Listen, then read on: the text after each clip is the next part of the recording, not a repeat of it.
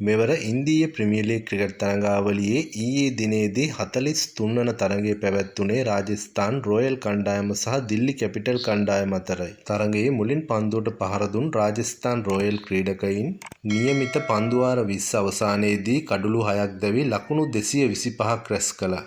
රාජස්ථාන් පිලවැළුවේ නායක රියන් පරක් පන්දු 50කින් ලකුණු 90ක් රැස් කළ අතර ජුරේල් ලකුණු 42ක් සහ ඩොනෝවන් ෆෙරේරා නොදැවී ලකුණු 47ක් රැස් කළා.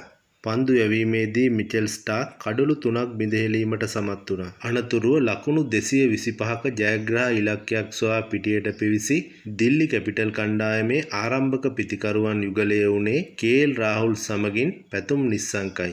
ඔවුන් දෙදෙනා ඊයේ තරඟයේදී රාජස්ථාන් පන්දු යවන්නන්ට එරෙහිව සාර්ථක ආරම්භයක් ගොඩනැගීමට සමත් වුණා.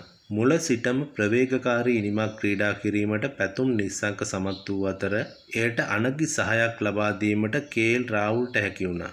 දිල්ලි කැපිටල් ඉනිමේ පන්දු වාර 9යි පන්දු 3ක් අවසන් වන විට දිල්ලි ලකුණු පූර්ව ලකුණු 110ක් දක්වා ඉහළට ගෙන ඒමට ඔවුන් දෙදෙනාට හැකි වුණා. ඉන් අනතුරුව අවාසනාවන්ත ලෙස පැතුම් නිස්සංක රවීන්ද්‍ර ජඩේජාගේ පන්දුවක් හමුවේ කඩුල්ල මුවා කිරීමේ වරදට හසු වී දැවී ගිය අතර ඒ වන විට පැතුම් නිස්සංක පන්දු 33කට මුහුණ දෙමින් 6 පාර 3ක් සහ 4 පාර 6ක් සමග ලකුණු 62ක් රැස් කරගෙනයි සිටියේ. පැතුම් නිස්සංක සිය මංගල IPL අර්ධ සතකය රැස් කළේ පන්දු 23කින්. තවද T20 පිටියේ ඔහු රැස් කළ 34 වන අර්ධ සතකය මේ වන අතර තවද විදෙස් ලීගයක රැස් කළ 4 වන අර්ධ සතකය ලෙස මේ වාර්තා අතරට එක් වුණා. පැතුම් නිස්සංකගේ දැවී යාමෙන් අනතුරුව කණ්ඩායමේ සිය ජයග්‍රාහී බලාපොරොත්තුව ඉහළ නැංවූ කේ.එල්. රාහුල් පන්දු වාර 19යි එක් පන්දුවක් තුළ කඩලු 3ක් පමණක් දැවී ලකුණු 226ක් ලබා තරඟයේ ජයග්‍රහණය කිරීමට ඊයේ දිල්ලි කැපිටල් කණ්ඩායමයි සමත් වුණේ. දිල්ලි කැපිටල් පිල වෙනුවෙන්